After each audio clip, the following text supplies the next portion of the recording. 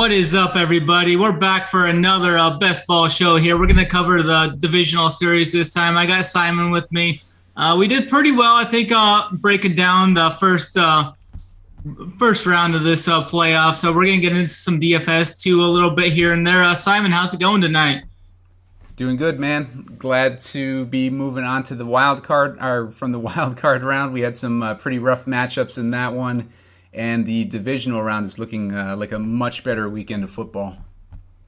Yeah, we got some games here. I can't wait to get into this. But make sure to check out the rest of our product. We got everything going here. We got NBAs in full swing here. PGA just started up last week. Hoop hit 100K last week. We got the Amex going here. We got a bunch of content out for that. We're going to continue to push more. We'll have Showdown throughout the course of the event too. We've got MMA coming this week. We got tennis rolling. We got just everything's rolling. College basketball's in the swing season now. Everything's rolling. You got any takes on have you been playing any NBA or anything, Simon? Or no, I'm pretty much strictly football. Like, football is my main sport.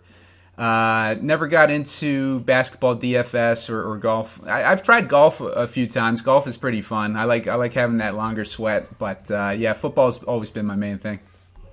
Yeah, I love the golf sweat for sure. I mean, there's nothing like a Sunday sweat when you're in contention. Hopefully we can deliver the goods again this week. I think we got a great setup here. We got a bunch of good takes. The content's been up and it's been looking good. Yeah, but these contests we got for the DFS site on fantasy football this week look awfully great too as well. We got some great contests. We're going to have all the content up again like we had last week. We're going to be delivering all sorts of different content for all the slates. It looks like DraftKings did the main slate for the 4-game slate. I'm sure they're going to have contests for each 2-game slate as well, and we're going to have Showdown content as well. But yeah, let's just dive into these games then, why don't we? First game we can hit on here is the Cincinnati Bengals, the road favorite at the number 1 Tennessee Titans. Totals, Tennessee's favored by 3.5 here. Totals 47 points.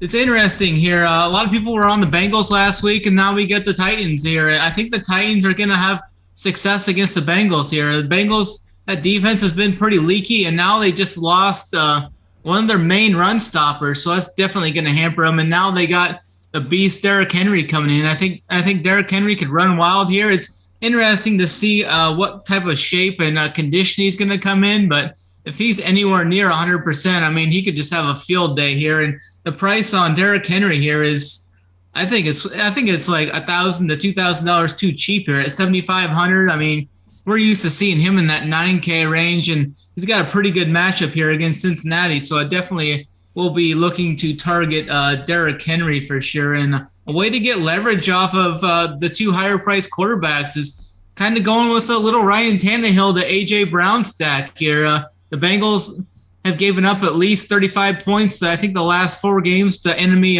receiving corps. A.J. Brown's just a freak athlete. I mean, they could be paying too much attention, putting 7-8 in the box, and could leave A.J. Brown one-on-one on an island. And they got Julio Jones, too. Not as interested in Julio Jones. We got a really good price tag on A.J. Brown, though, at 6.2K. I think that's a great value. Julio's 4.7. I mean, he's got just his talent alone is definitely worth that price tag, too. So I think a Tannehill double stack will be pretty unique in this contest. From the Bengals side, I don't think I'll be on Joe Mixon this week. He kind of burned some people last week. I still don't mind going with Joey B. He's got that swag going. We got Jamar Chase right at 7.1K. I mean, that's a fair price tag for him. I'll be going back to my guy Tyler Boyd, though. I was on him last week. He's still under 5K. He's seeing good targets. I was off Higgins last week. Luckily, I mean, we could see some flop leg there for Higgins. He's under 6K. He's a decent option as well. What are you seeing in this game, Simon? I'm kind of taking the opposite side. I'm taking the Bengals side. I've been talking about them all season. You and I were both on Jamar Chase heading into the regular season, and that paid off pretty good.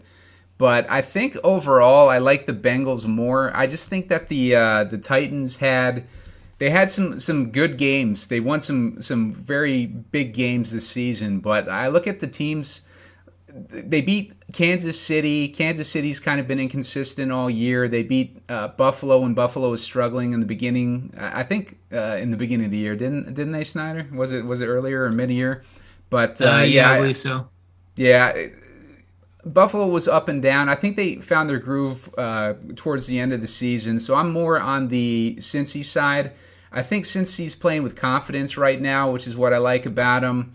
And the Titans just feel like they just kind of bumbled their way into a first place slot. So I'm not overly confident in them. I do like the passing game more, I think, for the Titans than I do Derrick Henry this week. I'm just nervous about Henry trying to run with a giant metal plate in his foot. And on top of that, there's no guarantee that he's even going to get a full game this week. Deontay Foreman could end up being a sneaky play this week. I don't know what his cost is on DraftKings, but if he's significantly less than Henry, he might be worth looking into. But I do think that the Bengals are going to need to come out hot here. They were not as aggressive versus the Raiders as they should have been, I don't think. Weeks 15 and 16, or 16 and 17, when they had those huge scoring games, like they were much more aggressive, and their team looks so much better when they play that way. I think first the Raiders, just the style of defense that the Raiders play was just too good of a matchup against Burrow, so they were a little bit more conservative. But I hope they start to open up the floodgates a little bit more against the Titans and get that passing game going. They're going to need to get a huge lead in order to kind of neutralize Derrick Henry. So I think the Titans passing game is more of a thing that I would be concerned about in this game as a Bengals backer.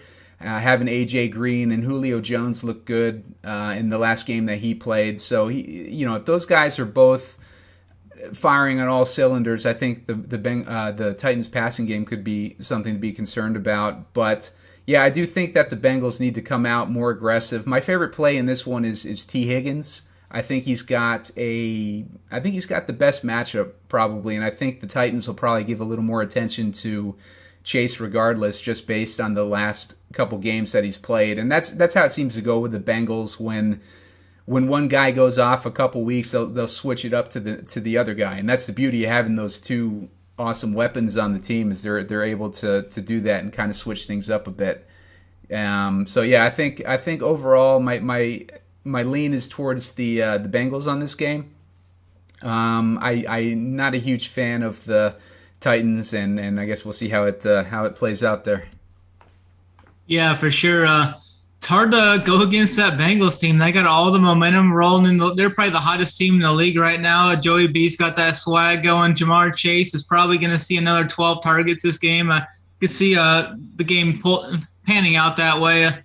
Yeah, I'm not sure where I'm going to go with that Higgins or Boyd. I kind of like Boyd, $900 cheaper. He's seen at least 3 catches in the last 5 games, seeing right around 5 to 7 targets, I believe, as of late. So don't mind that. I don't mind Higgins, though. If he's going to be low owned this week, I like the flop leg there for sure. So I could be definitely talked into that Bengals passing attack. And the Tennessee defense, they've kind of been hit or miss this year. There's a few games where they've gave up some big games to the receivers, and there's been some games where they've kind of shut down the opposing offense. So, I mean, I think it's pretty – you got to give them some credit, though, for what Tennessee did, given the injuries to, like, A.J. Brown and Derrick Henry and getting this far. So I kind of give them a little bit of a nod there. Getting that first-round bye was definitely crucial for getting the most out of Derrick Henry here. So I'm definitely still going to be on some Henry here. I'm going to be fading Mixon, though. Pretty much just Henry and A.J. Brown and Jamar Chase are probably my 3 favorite plays from this game. You have to spend up a little bit, but I think the value with A.J. Brown kind of overrides the price Jamar Chase, and 7.1K is still way too cheap for Chase's upside, as this game could shoot out, I think. Any final thoughts for you here? Yeah, I'm with you. I think it has a potential to shoot out and be on the ground a little less than people think. I think it's more of the Bengals are going to need to come out strong, like take as big a lead as they can, or attempt to take a big a lead as they can, and keep the running game out of it for Tennessee, and I think they have the ability to do that with all their weapons. So it's just a matter if they're able to execute on something like that. Yeah, I think Tannehill it's probably going to be the lowest owned quarterback on this slate. It'd be him or Jimmy G, I think, are going to be the two lowest owned. So, like Tennessee double stack with a Chase bringback's definitely interesting for GPPs and something I think I'll have in some options this week. But and looking into this next game, we got some injury issues with the 49ers here as they travel to Green Bay to play the number 1 seed, the Green Bay Packers here. The total in this game's 47 as well, 47.5 in some spots. The line has moved up to 6. The line kind of opened up. I believe it opened up at 4, and it since moved up a couple points. There's some injury concerns with Jimmy G and Bosa on the defensive side of the ball, which is pretty prevalent here. I mean, if they're without, say, Joey Bosa and somehow Jimmy G's like hurting, is limited or missing the game, that's a huge blow, I think, for them. I don't think Jimmy G's good, but I think he's needs to be in there just to manage this game to not get blown out, because they could be in for a tough scene if he's out. But Deebo Samuel, he's kind of priced up here. We got Devontae Adams priced up too. I think I'm going to be off of Samuel this game. I was on him last week. I like going to Ayuk for the $2,400 savings. Ayuk's going to see almost the same workload, I think. He saw 6 targets, again, 5 catches, 6 catches in his last 2 games. Definitely someone Jimmy G's been kind of leaning on down the stretch. George Kittle, I'm not sure what's going on with him. He's like lost in the shuffle. I don't think he's injured. He's had 1 catch, 5 catch, 1 catch, 2 catches in the last 4 games. That's just, they need to get the ball in Kittle's hands if they have any chance in this game. They need to get all their guys, all their main studs, the ball in their hands as they're going up against this tough Packers offense here. Aaron Rodgers and Devontae Adams are definitely going to be clicking here. I don't mind with the running backs. I do prefer going with A.J. Dillon over Aaron Jones. We get a pretty good price savings there, $1,700. And I've been more on Dillon this year than Jones, so I'll probably just keep rolling with that. What's your looks on this game? I think that it's going to be a different game than what we saw out of the 49ers against Dallas. I think that the Packers are not going to have any trouble scoring like Dallas did. And, I just have a feeling that this might be a Kittle game, because I think that if the Packers are able to take a big enough lead, if they jump out to a lead, maybe a couple touchdowns or 2 scores at least, then I think that Kittle is not going to be needed to run block as much. So they're going to need to use him more as a weapon as opposed to a run blocker. So I could see him getting more use in this game just because the potential high-scoring nature of it. They're going to try to keep it on the ground as much as they can. I think I would lean towards Deebo over Mitchell in a situation like that, just because I don't think that they're going to be in control of this game. And I think that, like I said, like Kittle will probably get more work as a weapon, just because I just don't see them controlling this game against the Packers. Historically, we've seen, I think the Rodgers has lost like 3 games to the 49ers in the playoffs or something.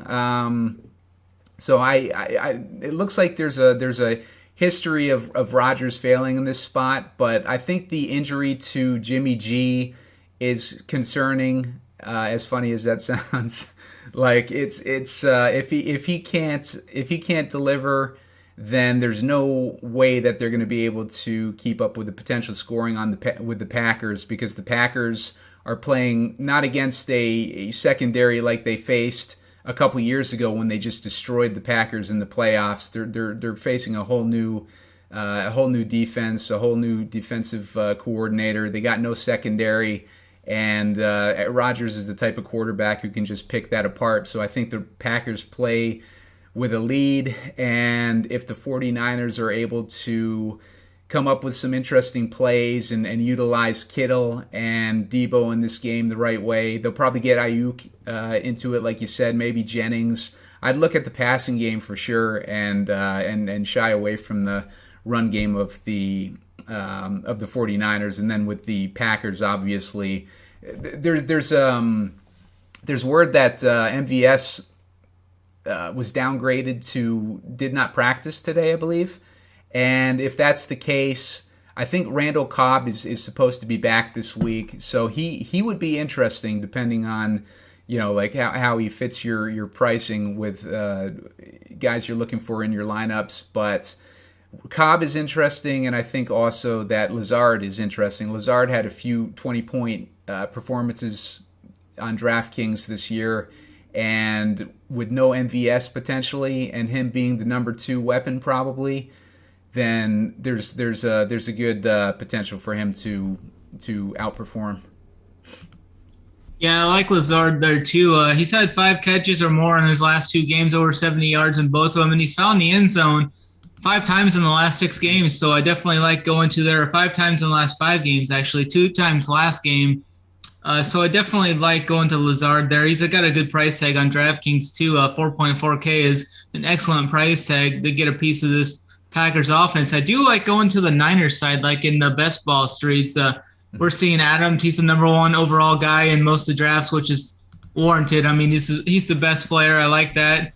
But I think if we can get a 49ers upset, I mean, there's not going to be many teams centered around this 49ers team like stacked together. There might be some one-offs here and there, but I really don't see too many teams so far kind of centered around like a 49ers offensive stack in those best ball streets. So I like going with them to kind of get different. I mean, 6-point spread. I do like Shanahan in this game. I think he's the perfect coach to slow this game down and kind of take it over from a coaching standpoint, like he did last week against Dallas. He basically just completely outcoached McCarthy like we thought he was going to. So that was good for us there.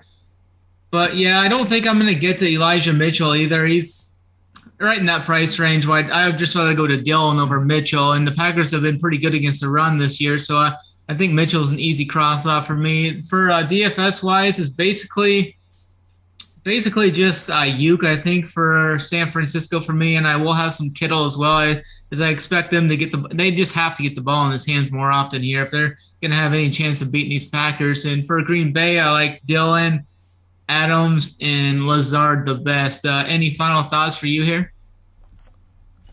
Yeah, I'm with you on the 49ers and best ball. It's just so hard to stack a team that looks good when you're trying to get the Packers, just because Adams is going in the first round and so is Rodgers. So it's very, very difficult to try to get Adams unless you can get him at the 5th pick or something like that, and then somehow Rodgers comes back around to you, or you can't even get Adams as a 5th pick. You're lucky if you can get him as a 3rd pick. So it's very difficult to stack those guys, but the 49ers are super easy to stack, and they're all like elite weapons, and Kittle is completely undervalued on Underdog right now just because he's had a couple dud weeks because San Francisco has been in control of their games, and they've needed him more, I think, as a blocker than. But he has been running a ton of routes.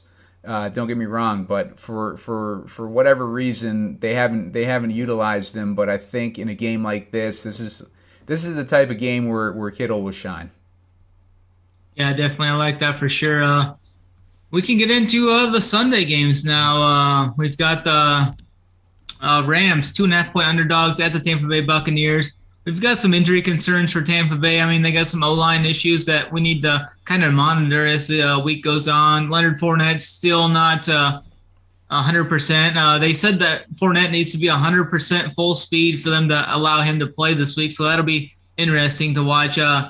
I was on Gio Bernard last week. I thought he was going to catch some dump-offs, and that ended up working out well for him. Keyshawn Vaughn's done some good work as well, so definitely think this game can kind of shoot out as well, and I think this game's kind of a coin flip. I don't have any real conviction on who's going to win. I lean to Tampa Bay just because I want to fade these Rams. I don't like Stafford. I think he sucks.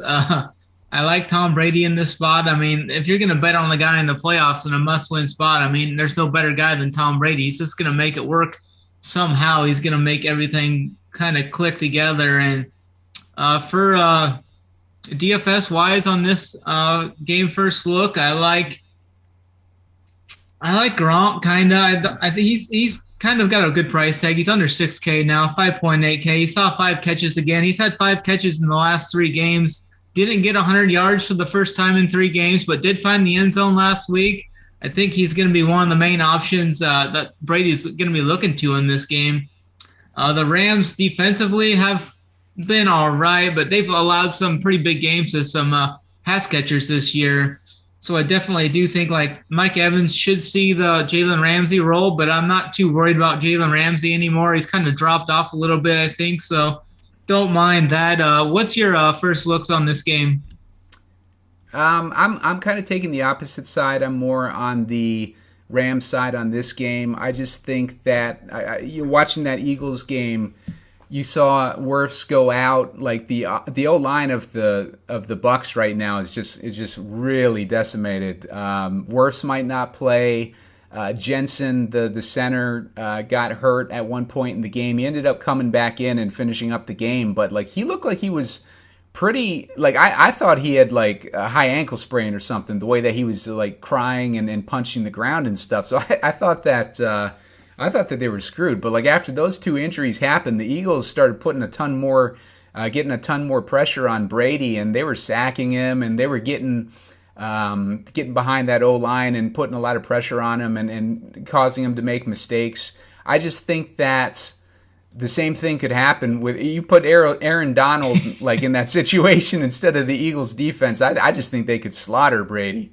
And I think that Gronk is going to maybe be needed to block more with that O-line just so banged up. So I think Gronk is the better blocking tight end. So you might see more use out of Brate or O.J. Howard or a guy like that. I think those guys are more of the pass catching tight ends when they have a strong offensive line. So I wouldn't be surprised if one of those dudes sneaks into some points. But my favorite play in this game is Kupp. I think he has the best matchup.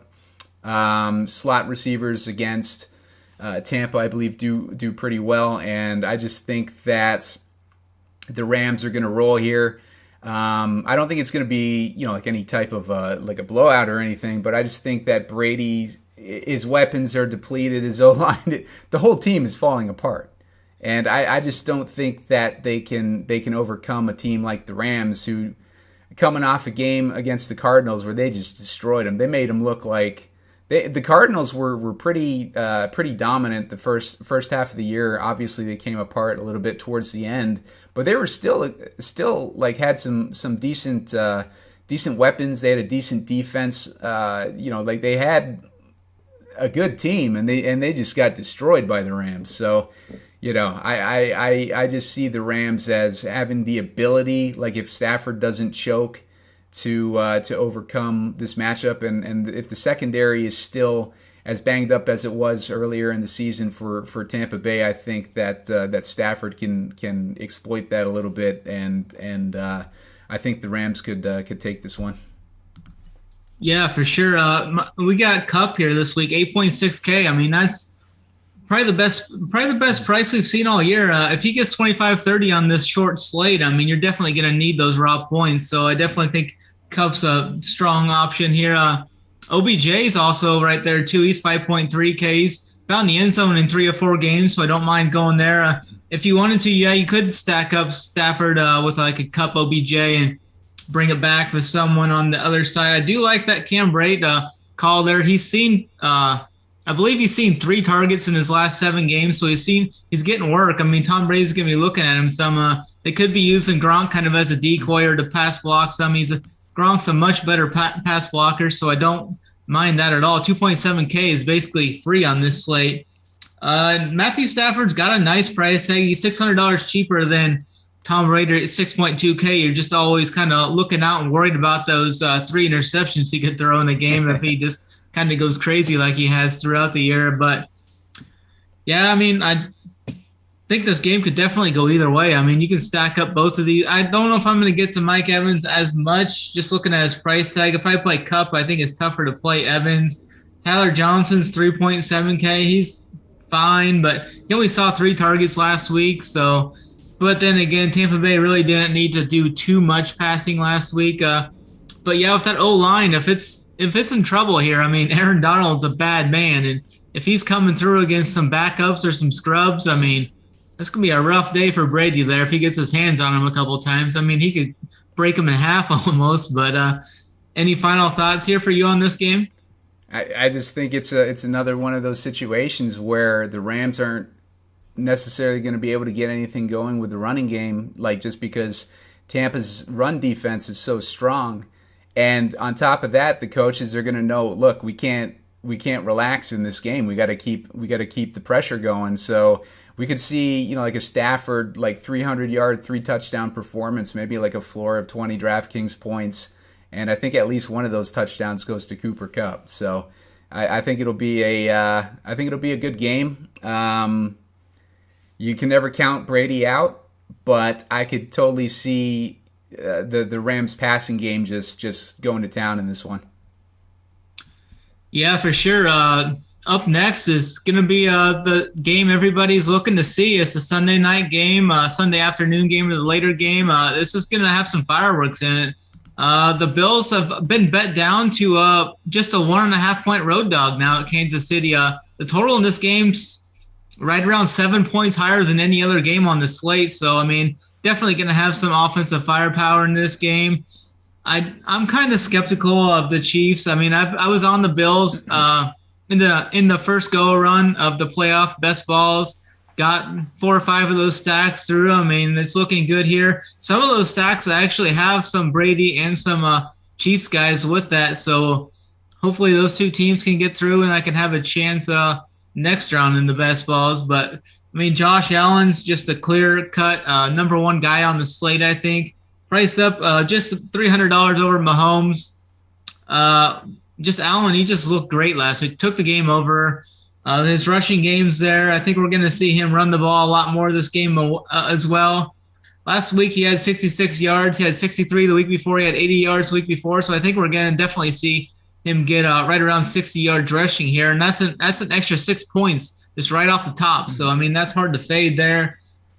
Singletary's been seeing some they keep feeding him the ball. I mean, this could be the new norm here. He saw 16 carries again last week. He's seen 15 or more carries 3 straight games now. He's even seen 20 carries one of those games. So I think he's a guy they're going to kind of look to get the ball in his hands too. Kelsey's probably my favorite Chiefs guy to attack here. This Chiefs defense, so I was just kind of checking them out. They've been volatile to the passing games. I think we could see a Diggs game here. I mean, I think we could see that Josh Allen-Diggs combo where Diggs gets 150, 200 yards through the air here. I think the Chiefs are definitely vulnerable through the air. We've seen sometimes throughout the year, and the Chiefs have looked good against the Raiders and the Chiefs. Not as good against the rest of the NFL, so it'll be interesting to see how they hold up here. What's your first look on this game? Yeah, I mean, I'm on the Bills side of things too. Same reason we gotta take a victory lap on calling the Pittsburgh defense last week. It ended up being the highest scoring defense on the week, and we called it on this show last week. Just because the mistakes that Patrick Mahomes keeps making, he doesn't look like old school Patrick Mahomes. He just looks like he's hurt or he's got like some kind of a mental block or something this season, but. Maybe it's the offensive line, because they got a brand new offensive line in there. In the beginning of the season, we thought it was going to be a huge upgrade. It ended up being, like the opposite, because he's throwing a lot more interceptions. He's making a lot more mistakes. But yeah, I just think that the Bills are on a roll. I think that the Bills can come in here. Their defense is just their defense multiply Pittsburgh's times 10. And you saw how Pittsburgh was handling Mahomes in the early part of that game before they just opened the floodgates on Pittsburgh. But yeah, I think the Bills could do a lot more damage than Pittsburgh, and I think as far as the offense, they're just gonna hammer them. I think they're gonna keep scoring as much as they can. They know that it's another situation where they can't let the other team get back into the game. So if the Bills are able to capitalize like they did last week against a much better defense in the Patriots, then the Bills have the potential to just stomp them.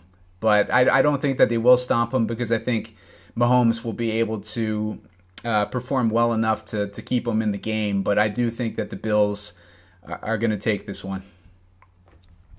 Yeah, the thing that kind of worries me the most with the Kansas City offense is the Bills' safeties. They got two of the best safeties in the league. I think it was Micah Hyde that made that interception early in the game. It was 7-0. The Patriots were driving. Micah Hyde makes that unbelievable catch over the top. And that kind of just deflated the Patriots, and they just got steamrolled from then on. So, I mean, they've been really good against tight ends this year. I think they're going to kind of neutralize Kelsey. I mean, it's going to be tough. They're going to take away that deep threat of Hill. Hill hasn't really been active as much lately. I think they definitely need to get him going this week. We got a good price tag on Hill, though, this week. He's $6,600. I mean, that is a great price tag if we're going to be looking to stack this game up. I like stacking it back with Hill, going like a little Allen, Diggs, Hill. I mean, that's a pretty cheap stack. We can get Diggs and Hill at 6.5 and 6.6K respectively. So I think that's a very good high upside stack here with this big total. So I'll be looking for that. Byron Pringle, 4.2K. He's been kind of someone Mahomes has been leaning on here lately. 5 catches in the last 2 games, 6 catches a few games before that. So definitely think Pringle's a good value in this range, 4.2K. I don't mind going to that Buffalo Bills defense. So, I mean, 2.6K, I mean, that's a cheap price tag, and we could see Mahomes make some more mistakes here. I wouldn't be surprised if the Bills scored a defensive touchdown here. So I'm going to be looking to stack this game up quite a few different ways. Probably going to be more so on Allen just because his price is right around the same as Mahomes, and I think he's got a higher floor and a higher upside with that rushing upside. So going to be mainly Allen, Diggs, and a run back with Hill, I think mainly for me in this game. Dawson Knox as well. I guess I could hit on him too. I mean, AP kind of called him out last week as his play of the day. Found the end zone twice, 5 catches, 89 yards. I think he's definitely in play here as well. 4.9K is a great price tag. Any final thoughts for you in this game? Hopefully we can get some of those Bills first best ball teams through too. Yeah, I am definitely with you on Diggs for this game. I also kind of like Jerick McKinnon again this week. McKinnon, I think, is going to get the bulk of the work again this week. I like an idiot last week during the Sunday games. I was thinking that Daryl Williams was not going to play. Like his foot was hurt. I thought that they had him scheduled to start the game like we all did, but I was thinking that they were going to replace him with a backup running back. I thought it was going to be like a swerve. So I loaded up my teams with frickin' Derek Gore. And I was loaded up on Derek Gore, and I was looking on Twitter, like for some research on Derek Gore just to see if there's any little hint to show that I was right in my thinking. And I saw some dude tweet out, it was a blue check guy. I'd never heard of him before, but he was a Chiefs beat writer or a fan site writer or something and he tweeted out that Jerick McKinnon had taken the majority of a press conference earlier in the week, and that he felt that meant that Jerick McKinnon would be getting a big workload that week, right? And I was thinking, okay, if he thinks that Jerick McKinnon is getting a big workload, I'm leaning more towards Derek Gore. Derek Gore's the guy who'd been getting all the touches and stuff recently.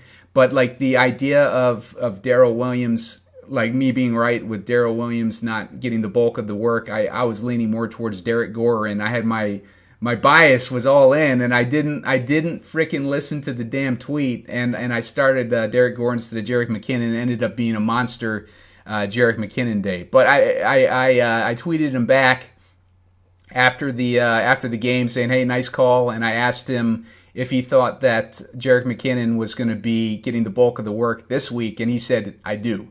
So take that for what it's worth. I think that McKinnon would be a good play in that case. I don't know what his ownership's going to be. I don't know if people are going to be thinking that it was a fluke that he got that type of work, but we've seen this happen before with Andy Reid, where he put in a couple years ago Damian Williams, as the starter, like around the playoff time, and Damian Williams went on a tear and became the real Super Bowl MVP that year. They gave it to Mahomes, but Damian Williams was the real Super Bowl MVP that year, and he just went on a tear.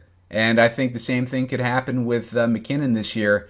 And I think that last week was a preview for what we could be in store for if he survives during the playoffs. So I'm scooping him up in best ball when I can't get the Bills stacks, and I have to settle for KC stacks. Yeah, I like that call for sure. I wasn't on Williams, but I didn't get to McKinnon. I kind of went with more of a Geo, Singletary, and Elijah Mitchell last week.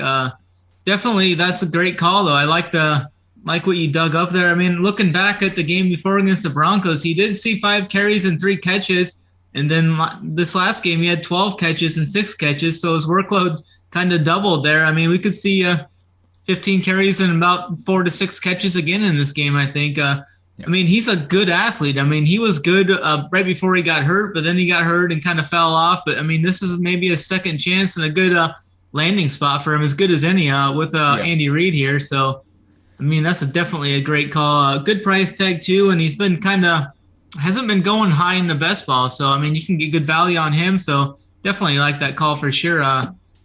But for some of these injuries, we definitely think the Tampa Bay injury news is the most prevalent here and the most that we need to keep an eye on with those offensive linemen and Fournette, some of these San Francisco linemen, too, on the defensive side, and Jimmy G, kind of keep an eye on them. NBS, Cincinnati defensively, it's going to be kind of hurting from a rushing defense standpoint. Is there any last words you have on the injury situations for these games?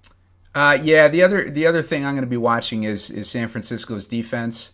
Bosa, we need him to play if we're going to see our 49ers move on, I think. And there was another guy on San Francisco that I think was hurt on the defense. I can't remember.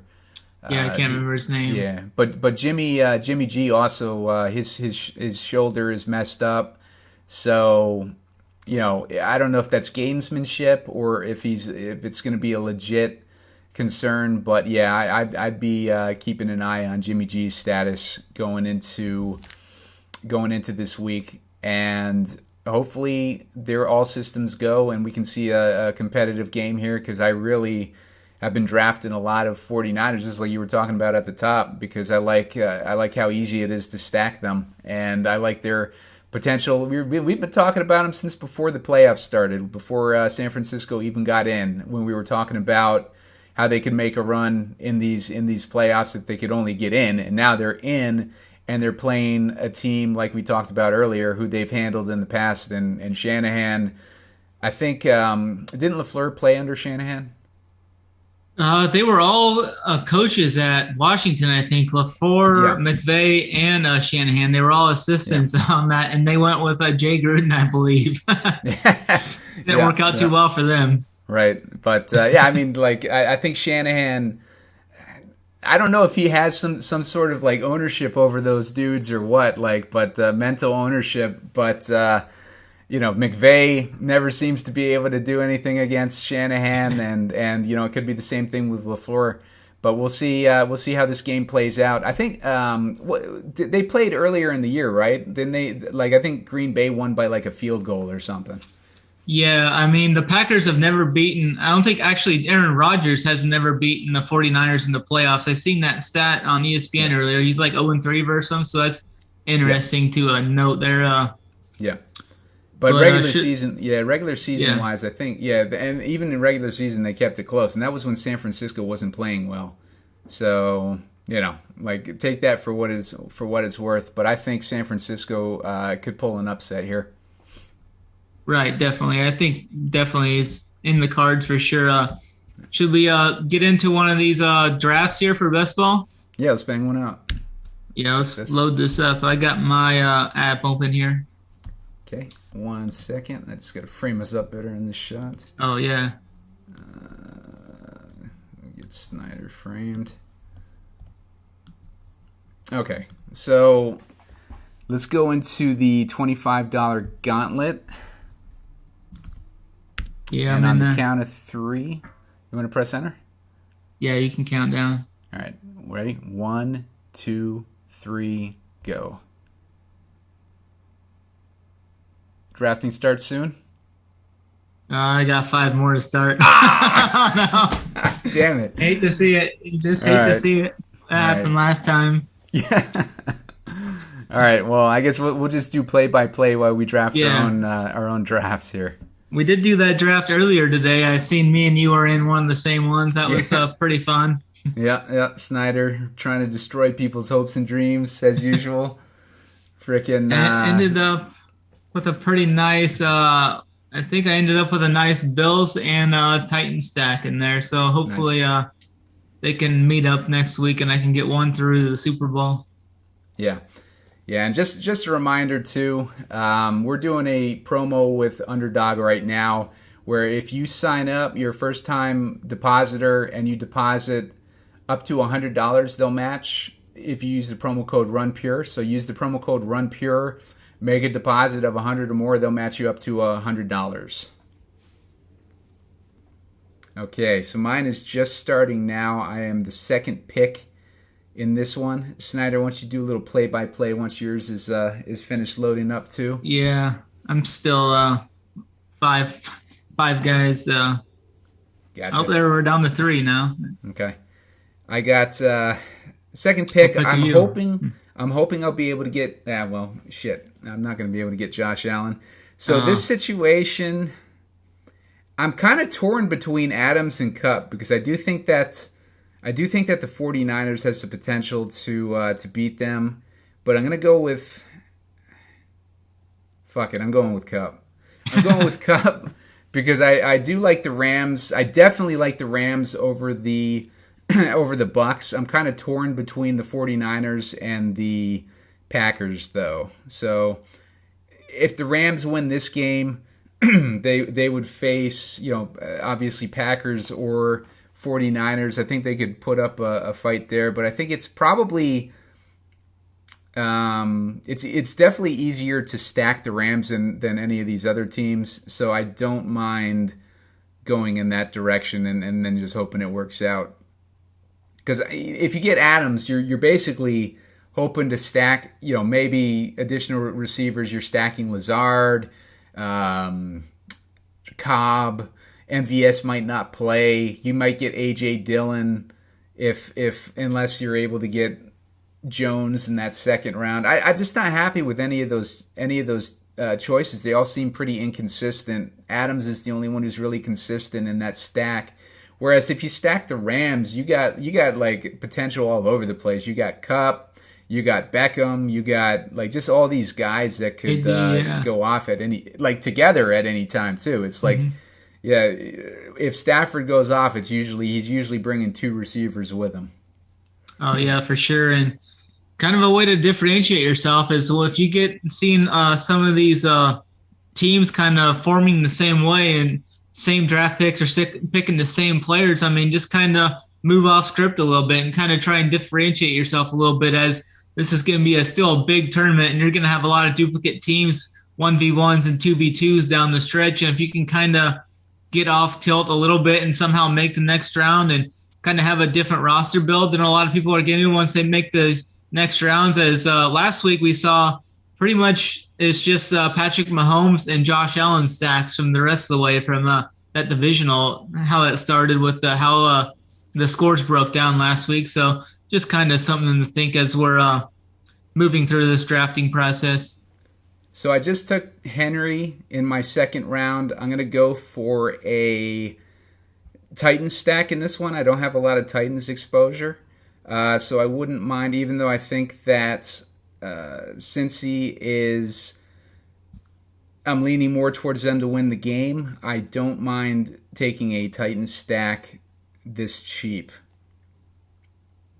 I took Henry just now. I'm about to come back to me and take Brown. Another thing I'd suggest, if you skip over, if you're in the second or third pick and you skip Adams like I did, draft the 49ers because people drafting from that number 2 spot who take Adams, they're not going to be taking the 49ers with them.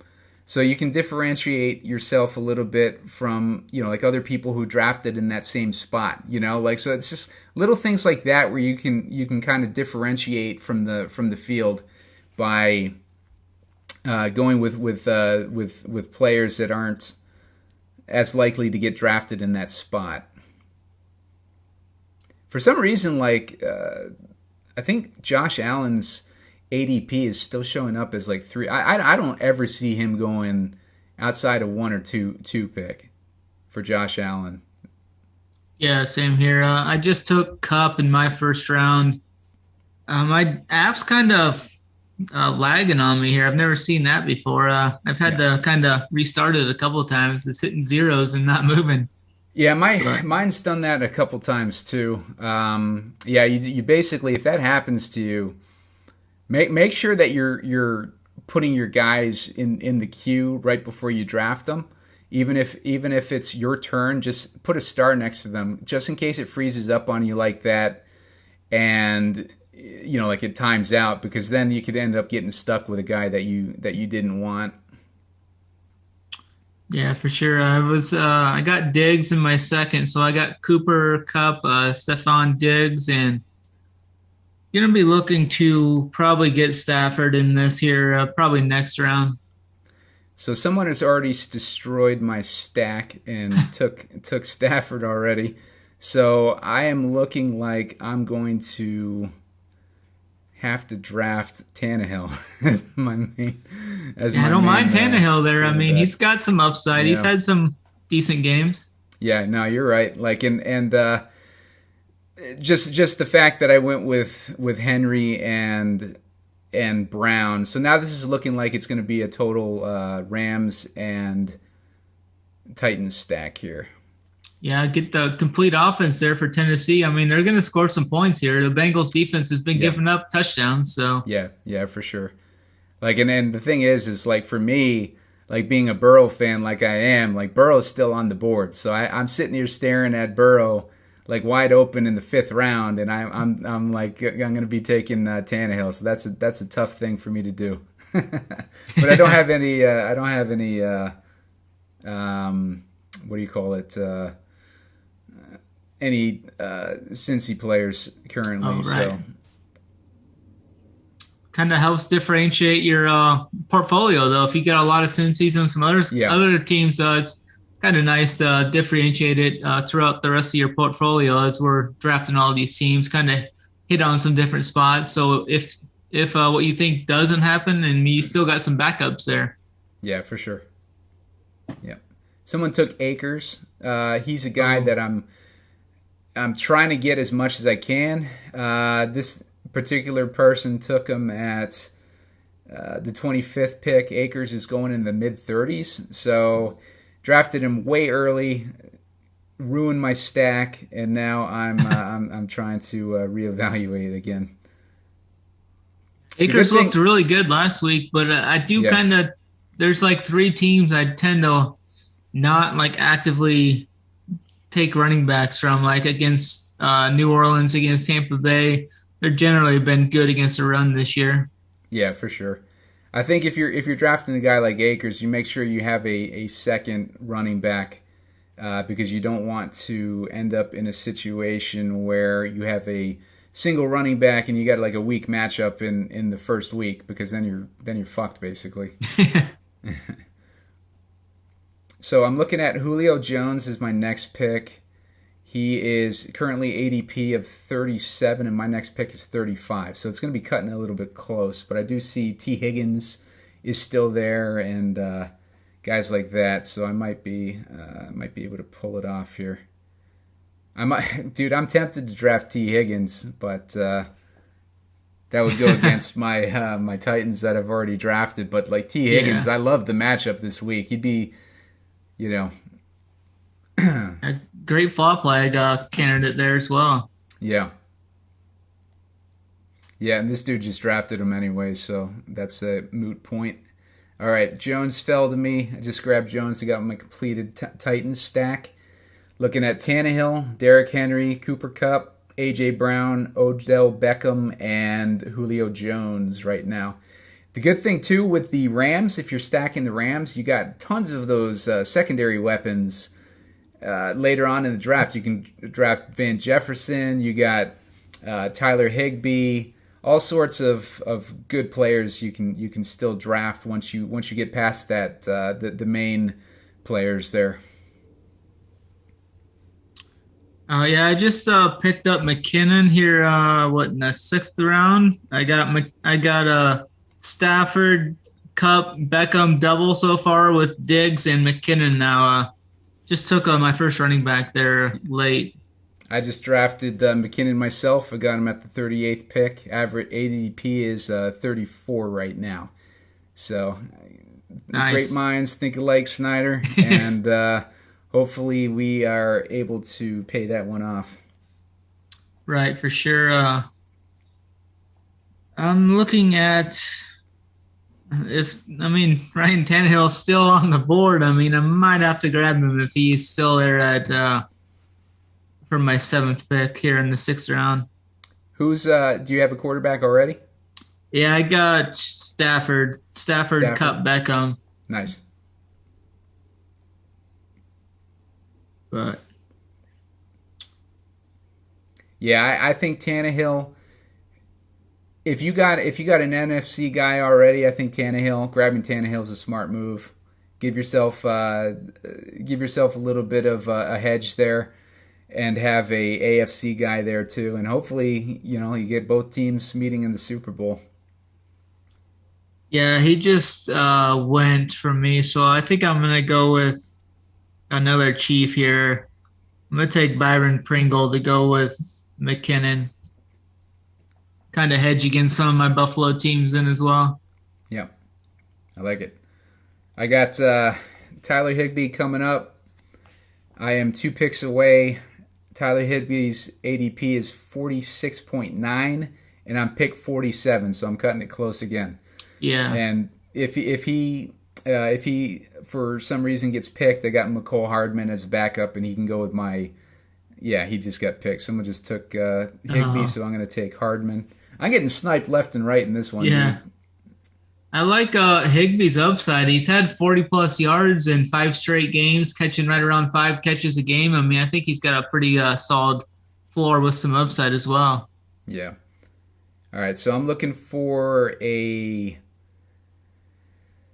I don't like Demarcus Robinson. I don't want to dig to Westbrook-Ikhine.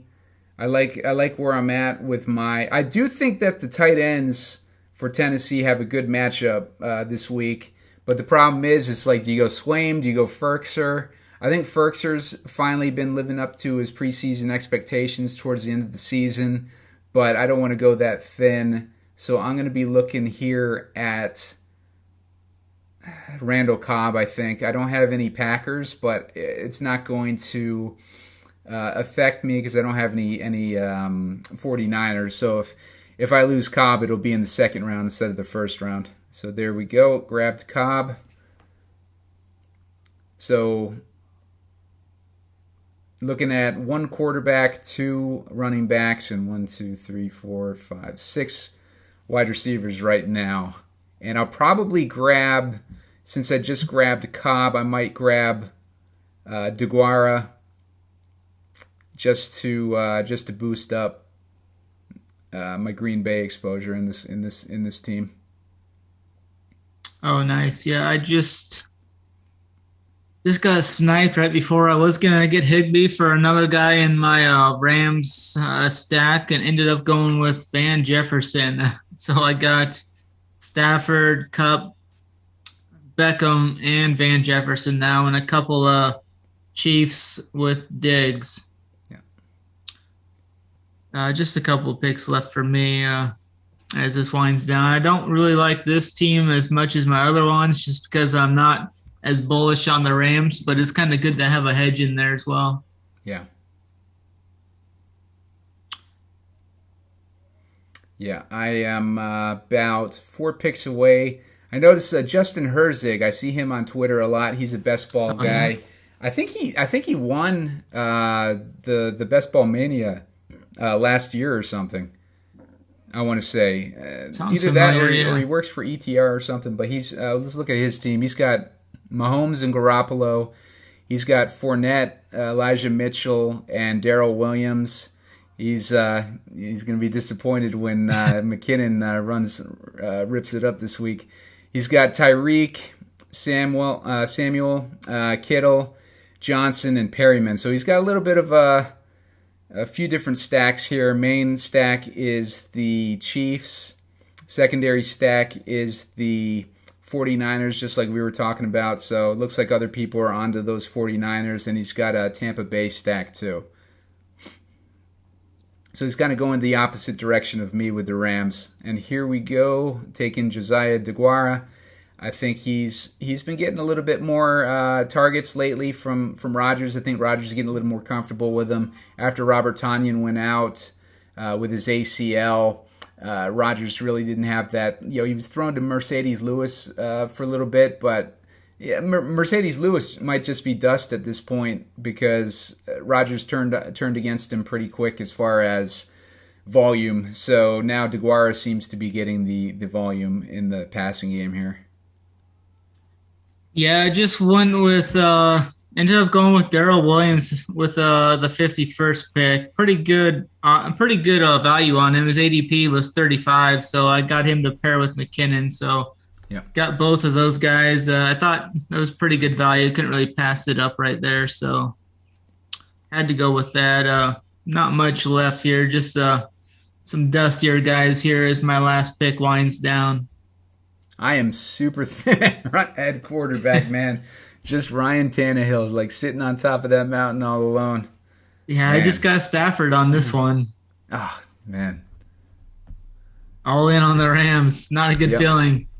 Hey, man, I like it. I know you're you're on Tommy this year, man. But I think the Rams are gonna crush his hopes and dreams.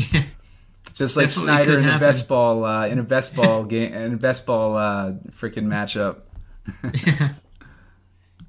I'm gonna go with. Yeah, I'm just gonna take Isaiah McKenzie for my last pick. Got two Buffalo Bills receivers in Diggs and McKenzie. But yeah, I think that's gonna do us for that draft. Is there any final thoughts you want to hit on? I know we're going to have all this content coming forward for the NFL this weekend. We got a great slate ahead, a 4-gamer slate for the main slate. The FanDuel options are a little less than I was hoping. I was hoping they were going to have some bigger like single entry contests, but they kind of dropped the ball on that NFL. But that's no biggie for FanDuel doing that. They're kind of used to that. But yeah, got some great stuff on DraftKings, Showdown, everything was going to be covered here. Going to have a golf betting show here too. If you're watching this live or Wednesday night, tune into that if you want. You got any final thoughts here, Simon? No, just remember to use the promo code RunPure when you sign up for a Underdog account. You get $100 up to $100 match on your first deposit. So go take advantage of that and get those giblets. Yeah, I mean, definitely check out the website. We got that Saber Sim going. I mean, we got all the core plays in there too. I mean, BigT, JSU, AP, Hoops got his cash core in there. Just been crushing it. I mean, that Saber Sim is just, I mean, the more we get used to it, the more videos we keep pumping out. I mean, it's just going to lead to more RPS members atop the GPP leaderboard. So, yeah, thanks a lot for joining us tonight, and always run pure.